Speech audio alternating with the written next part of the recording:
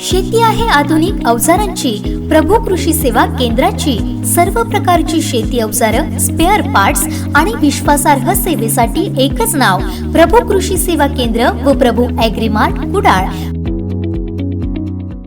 तिलारी धरणाच्या पाणलोट क्षेत्रामध्ये गेले 2 दिवस मुसळधार पर्जन्यवृष्टी होऊन धरणाच्या पाणीसाठ्यात वेगाने वाढ होत असल्याने तिलारी धरण ओव्हरफ्लो झालाय। बुधवारपासून तिलारी धरणाचं अतिरिक्त पाणी तिलारी नदी पात्रात सोडलं जाणार आहे। गतवर्षी 20 जुलै नंतर सांडवा पातळीपर्यंत भरलेले धरण यावर्षी 15 दिवस अगोदरच भरलंय। गेल्या 2च दिवसात धरणाची पाणी पातळी तब्बल 2 मीटरनं वाढली असून धरणात सध्या 85% इतका पाणीसाठा झालाय। तिलारी प्रकल्पानं याबाबत दिलेल्या इशारा पत्रात म्हटलंय की शासनाच्या धोरणानुसार धरण क्षेत्रातील पाणलोट क्षेत्रातून येणारं अतिरिक्त पाणी तिलारी नदीत 8 जुलैपासून सोडण्यात येणार आहे। नदी पात्रातील पाण्याची पातळी वाढण्याची शक्यता आहे, त्यामुळे नदीकाठच्या ग्रामस्थांना व शेतकऱ्यांना सतर्कतेचा इशारा देण्यात येतोय। कोकणातील सर्वात मोठा तिलारी आंतरराज्य पाटबंधारे प्रकल्प या धरणाचा जो जलसाठा आहे यावर्षी जो सांडव्यातील जे आपलं धरण आहे त्या सांडव्याच्या लेवलपर्यंत धरणाची क्षमता आहे 85%। ती आज धरणाचा जो सांडवा आहे तो पूर्ण क्षमतेने भरलेला आहे। आजपासून तिलारी प्रकल्प आहे तो ओव्हरफ्लो झाला आहे। पाण्याचा धरणातला अतिरिक्त जो धरणातील पाणी आहे जलसाठा आहे तो धरणातनं पुच्छ कालव्यातून तिलारी नदीला विसर्ग होतोय। त्यामुळे तिलारी प्रकल्पाने या ठिकाणी नदी किनाऱ्याची खालची गावं आहेत त्या सर्व गावांना सतर्कतेचा इशारा दिला आहे। गेल्या वर्षी 15 दिवस उशिरा तिलारी धरणाचा आजचा जलसाठा भरलेला होता, मात्र या वर्षी 15 दिवस अगोदर जलसाठा जो आहे तो या ठिकाणी भरलेला आहे। जवळपास 15 TMCच्या आसपास या ठिकाणी जलसाठा होतो। मात्र आत्ताच्या परिस्थिती पाहता ऑगस्टपर्यंत या धरणाचे जे खळग्यातील आपलं धरण आहे छोटं, या ठिकाणी गेट आहेत धरणाचे, ते गेट ओपन राहणार आहेत आणि त्याच्यानंतर पावसाची परिस्थिती पाहून या ठिकाणी धरणाच्या गेट बंद होणार आहेत। गेल्या वर्षी महापूर या ठिकाणी आला होता, अतिवृष्टी झालेली होती, ज्या तिलारी या प्रकल्प क्षेत्रात सरासरी दरवर्षी 3 ते 3.5 मिलीमीटर पाऊस होतो। तो पाऊस गेल्या वर्षी चक्क 7,000 मिलीमीटरच्या आसपास झाला होता। 6,800च्या पुढे याची नोंद आहे। यावर्षी झालेला पाऊस 1700 मिलीमीटर नोंद झालेली आहे। मात्र गेल्या 2 दिवसात झालेल्या धुवाधार पावसामुळे या धरणाची जी पातळी आहे, जलाशयाची धरणाची पातळी आहे ती 2 मीटरने वाढलेली आहे। त्यामुळे आजपासून या धरणातून पाणी तिलारी नदीला सोडण्यात येत आहे। निश्चित या सर्व नागरिकांना नदीपात्रातील धरणाच्या खालील जी सगळी लोक आहेत त्यांना तिलारी प्रकल्पाने सावधानतेचा इशारा दिला आहे। त्यामुळे नागरिकांनी सुद्धा या ठिकाणी खबरदारी घेणं आवश्यक आहे। आजपासून पुढील कालावधीसाठी नदीपात्रातील प्रवाह कधीही वाढू शकतो, त्यामुळे जीवित व वित्तहानी टाळण्यासाठी कोणीही नदीपात्रात न उतरण्याचा तसेच रात्रीच्या वेळी नागरिकांनी या नदीतून ये-जा करू नये। नदीपात्रात कपडे धुण्यासाठी येणाऱ्या महिला, पाण्यासाठी गुरे सोडणारे शेतकरी यांनीही सतर्कता बाळगण्याचं आवाहन करण्यात आलंय। संबंधित ग्रामपंचायत यांनाही गाव पातळीवरून गावात दवंडी देऊन याबाबत माहिती देऊन जलसंपदा विभागात सहकार्य करण्याचं आवाहन तिलारीचे सहाय्यक अभियंता प्रणव मुदगल यांनी केलंय। मुदगल साहेब नमस्कार। कशा पद्धतीने आपलं नियोजन आहे आणि आपण कधीपासून नेमका पाण्याचा विसर्ग सुरू करणार आहात? आपलं म्हणजे नियोजित पाणी साठा जो आपण विसर्ग करतो, आपल्या धरणाची पाणी पातळी जी आहे म्हणजे सांडव्याची ती 106.70 मीटर आहे आणि 2 दिवसापासून धरण क्षेत्रामध्ये भरपूर पाऊस होत असल्या कारणाने पाणी पातळी झपाट्याने वाढ झालेली। मागील 2 दिवसात 2 मीटरपेक्षा जास्त पाणी पातळीमध्ये वाढ झालेली आहे।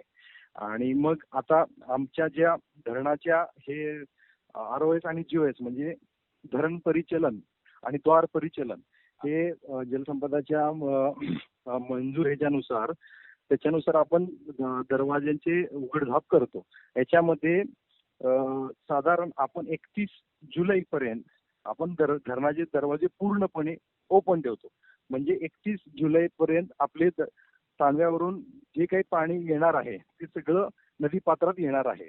त्यामुळे नदीपात्रातील पातळी वाढ होऊन पूर परिस्थिती उद्भवू शकते। तथापि सद्य परिस्थितीमध्ये आपली तिलारी नदीची पातळी आजच्या घडीला 39.10 आहे आणि त्याची इशारा पातळी जी आहे ती 41.60 आहे आणि त्याची धोका पातळी जी आहे तिलारी नदीची ती आहे 43.60 मीटर. मग ह्यामध्ये वाढ झाल्या कारणाने पूर परिस्थिती उद्भवू शकते. तथापि धरणातील येणारा साठा, येणारा येवा आपण नियंत्रित पद्धतीने सोडायचे प्लॅनिंग आहे. आणि सध्या आता जस्ट आजच ओव्हरफ्लो झालेला आहे आपलं सांडवा. ओके, म्हणजे आज रोजी आपला कालवा ओव्हरफ्लो वरून धरण पूर्ण क्षमतेने जेवढी आपली क्षमता असते तेवढं भरलेलं आहे. आजचं आपली सांडवा पातळी जी आहे ती आपली 106.70 आहे. या पातळीला आपले धरण हे 85% भरते. आणि म्हणजे आज रोजी आपला 85% साठा झालेला आहे. आणि एकूण किती टीएमसी मध्ये तो पाणी साठा आपला आज रोजीचा आहे आणि धरणाची क्षमता किती आहे? धरणाची क्षमता ही 21 टीएमसी आहे आणि त्याच्या आपण आता 85% आपला पाणीसाठा झालेला आहे. आणि आपण 31 जुलैपर्यंत गेट ओपन ठेवतो आणि 1 ऑगस्टला पुन्हा गेट बंद करून धरणाची उर्वरित 15% पाणी पातळी मेंटेन करतो. आणि त्याच्यानुसार आपली जी पूर्ण संचय पातळी आहे ती 113.10 आहे. तर 106.70 ते 113.10 ह्या जो आपला फरक आहे हा याच्यामध्ये आपण धरणाची पातळी नियंत्रित करतो आणि त्यानुसार आपण उच्च कालव्यातून विसर्ग प्रवाहित करतो. नक्कीच तिलारी धरणाच्या आपल्या नदीच्या पात्रात जे पाणी आहे ते आजपासून तिलारी धरणाचा जो अतिरिक्त पाणी साठा आहे तो सुद्धा त्याच्यामध्ये समाविष्ट होणार आहे. त्यामुळे आपण नागरिकांना खबरदारीचं आवाहन करताय. कशा पद्धतीने ते नियोजन असेल आणि कधीपर्यंत तिलारी नदी पात्रात हा आपला ओव्हरफ्लो होणारा पाणी साठा पोहोचेल?